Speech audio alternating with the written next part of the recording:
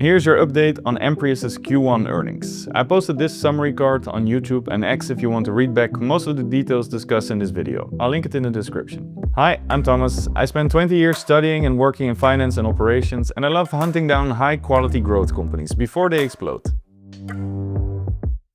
Amprius develops silicon-based batteries that deliver up to twice the energy density of traditional graphite batteries. They are often called out by customers and testing outfits for delivering best-in-class battery performance. They make about 25 different combinations of cylinders and pouches in different sizes under the brand name SiCore. Founded in 2008 by the Chinese scientist and Stanford professor Yu Chui, sorry if I butchered that, with initial strong links to China. But the past few years, the company has been pivoting its fabless supply chain away from China to be in line with the requirements of the US Department of Defense. The company went public in 2022 and is led today by CEO Tom Stepien, a seasoned executive who joined in 2025 and is doing a solid job improving the company's scaling and communications. Here's why they are part of the portfolio. We are about to enter the age of physical AI and robotics. Depending on the type of robot, the performance and weight of the battery can be crucially important. Now, a lawnmower robot that can plug itself into the wall every few hours will be fine.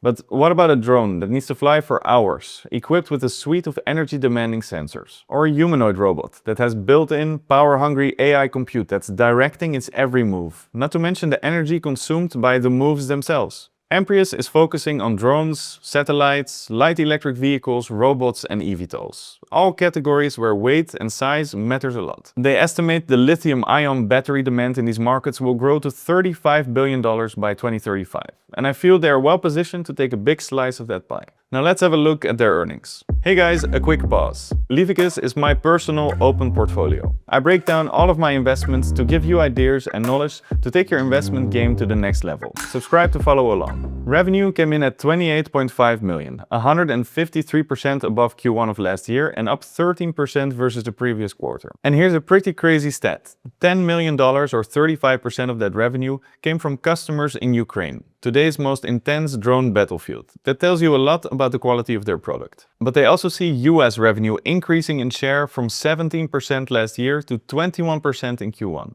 Mainly driven by the Trump administration's aggressive push to develop a domestic drone industry. Following these strong results, they have increased full-year revenue guidance from $125 million to at least $130 million, part of which is coming from acceleration in the current quarter. During the call, they highlighted 3 of their US drone manufacturing customers that have received over $500 million in government contracts, specifically calling out the K1000 ULE by Kraus Hamdani, the P55 eVTOLs by AeroVironment, and the tiny 25cm Black Hornet 4 by Teledyne FLIR. The CFO added that batteries are usually 5 to 15% of the bill of material of these contracts, and that they expect revenue to start coming in as of the second half of the year. Another nice win was a Chinese manufacturer of light electric vehicles placing an order of $21 million.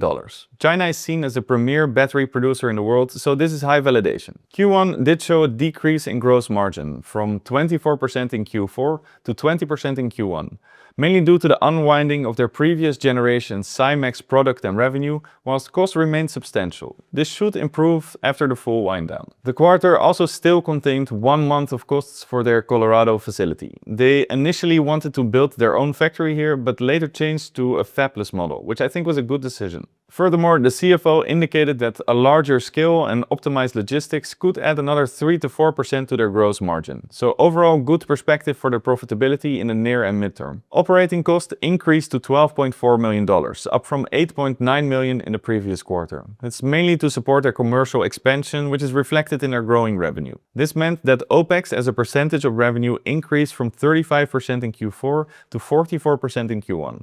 This percentage should come down as Amprius scales revenue faster than operating expenses. All of the above led to a net loss of $5 million. As you can see, Q4 showed a big spike due to the $20 million hit that they took for breaking the lease contract on their Colorado facility.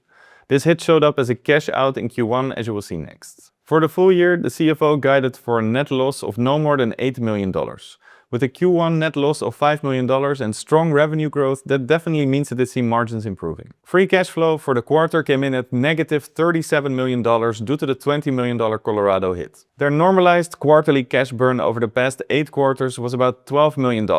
With their current cash balance of $62.4 million, this should last them for more than a year, but I wouldn't be surprised if they raise more money soon. They also went into their recent warrant transaction. Now, this is pretty boring accounting stuff, so for those of you who are interested, I put a link to my explanation on X into the description, or just pause the video and read it here. So my conclusion: the results were solid and more or less in line with my model, so there's no big change in my forecast and stock price corridor. The stock has rallied since, so it's become relatively expensive. Maybe wait for a lower entry point. The only negative surprise was their decreasing gross margin, but this was caused by 2 topics that should go away in the next month: the Colorado facility and OPEX linked to Cymex. If they manage to scale manufacturing aggressively, all of the above opens up the door to further margin expansion and hopefully positive free cash flow in not too long. If you want to know more about Amprius, have a look at my latest deep dive.